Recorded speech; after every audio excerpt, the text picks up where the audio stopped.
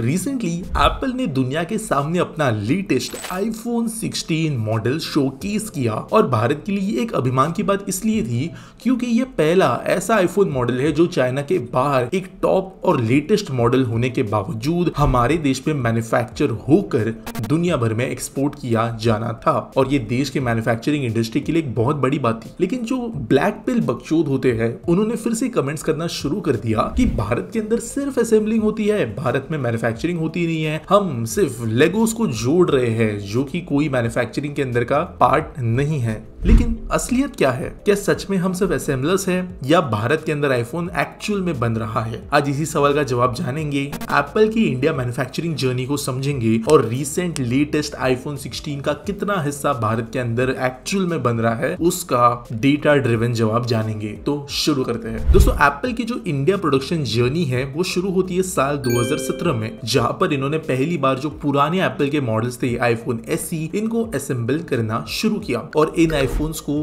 Properly assembled in India label किया जाता था क्योंकि यहाँ पर ऑलमोस्ट सारे के सारे कंपोनेंट्स इंपोर्टेड आते थे। धीरे धीरे एप्पल ने अपना इंडिजिनाइजेशन शुरू किया जहाँ पर जो कंपोनेंट्स भारत में बन सकते थे उनको बनाने की शुरुआत की और ये बहुत बेसिक लेवल से हुई, जहाँ पर जो डिब्बे है, बॉक्सेस, जो चार्जिंग केबल्स वगैरह है, इनको भारत के अंदर बनाना हमने शुरू किया और इनका इंपोर्ट बंद हो गया। और ये लोकल वैल्यू एडिशन था। अब कोई भी प्रोडक्ट जो होता है उसमें एक्चुअल लोकल वैल्यू क्या है, वो उस टोटल प्रोडक्ट का जो कॉस्ट होता है उसके अंदर का कितना परसेंटेज ऑफ पार्ट्स या उसके अंदर के पार्ट्स की कॉस्ट लोकली प्रोड्यूस की गई है उससे कैलकुलेट किया जाता है। और इस समय पर ये परसेंटेज तकरीबन 2 था, यानी सिर्फ 2% लोकलाइजेशन हो रहा था। धीरे धीरे एप्पल के जो पार्टनर्स थे, फॉक्सकॉन, विस्ट्रॉन, पेगाट्रॉन, इन्होंने अपने प्लांट्स बढ़ाए और एप्पल के ज्यादा से ज्यादा सप्लायर्स को भारत में ढूंढना शुरू किया और इसके वजह से ये लोकलाइजेशन 2021 तक बढ़ते बढ़ते 5% तक आ गया था, जहां पर बैटरी जैसी चीजें भी अब भारतीय वेंडर्स से ली जा रही थी। यहाँ पर बहुत ज्यादा इंपॉर्टेंट बात ये भी थी कि भारत सरकार की जो प्रोडक्शन लिंक्ड इंसेंटिव स्कीम थी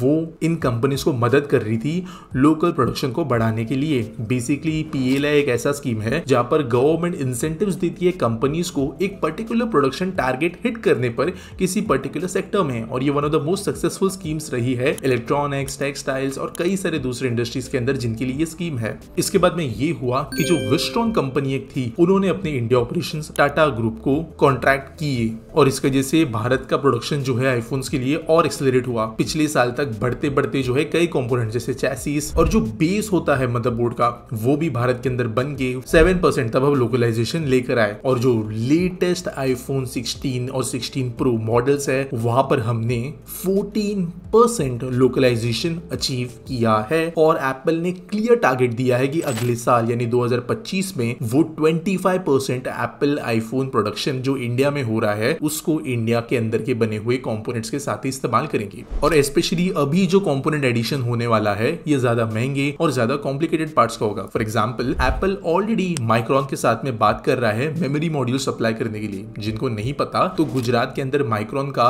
एक मेमोरी पैकेजिंग टेस्टिंग का प्लांट बन रहा है जो आगे जाके फैब्रिकेशन तक भी बढ़ेगा। और माइक्रॉन एप्पल का पार्टनर है जो स्टोरेज सप्लाई करता है और ऑलरेडी प्लांट जो प्रोबेबली इस साल दिसंबर में बनकर तैयार होगा, इसके ऑर्डर से रिलेटेड बात एप्पल की होना शुरू हो गई है। सैमसंग दुनिया का सबसे बड़ा डिस्प्ले प्लांट जो है वो इंडिया में होस्ट करता है दिल्ली के पास के नोएडा के यहाँ, और यहाँ से एप्पल के डिस्प्लेस का काफी बड़ा हिस्सा आता है जो कि इन्होंने फिर से चाइना से नर्म इंपोर्ट करके इंडिया से लेने का डिसीजन लिया है। और इसकी वजह से जो आंकड़ा होगा 25% के ऊपर का वो तेजी से होगा। इसके अलावा जो कैमरा सेंसर्स होते हैं उसके लिए भी सोनी ने एक ग्लोबल कंपनी के साथ में पार्टनरशिप की थी कुछ समय पहले, और हो सकता है कि 3-4 साल में कैमरा सेंसर्स और कैमरा मॉड्यूल्स जो होते हैं वो भारत में बनना शुरू हो, जिसके बाद में आईफोन और इंडिजिनाइज होगा। और जो लोग ये कहते रहते हैं कि सिर्फ असेंबलिंग कर रहे हैं उनको ये बात समझ में नहीं आती कि कोई भी प्रोडक्ट किसी भी देश के अंदर डे 1 से 100% लोकल नहीं बनता और डे 10,000 पे भी 100% लोकल नहीं बनता। चाइना में भी 100% लोकल नहीं बनता। इसका एक बहुत अच्छा एग्जांपल है मारुति सुजुकी। जब अर्ली 80s में जब गुड़गांव को डेवलप डेवलप किया जाना था एज एन ऑटोमोटिव हब। तो जब मारुति और सुजुकी ने पार्टनरशिप की एक ऑटोमोटिव प्लांट बनाने के लिए, तो जो पहली मारुति 800 बिकना शुरू हुई थी भारत के अंदर, उसके अंदर कोई भी लोकलाइजेशन था नहीं। पूरा का पूरा जो कंप्लीटली नॉकडाउन किट होता है वो आता था जापान से, गुड़गांव में असेंबल होता था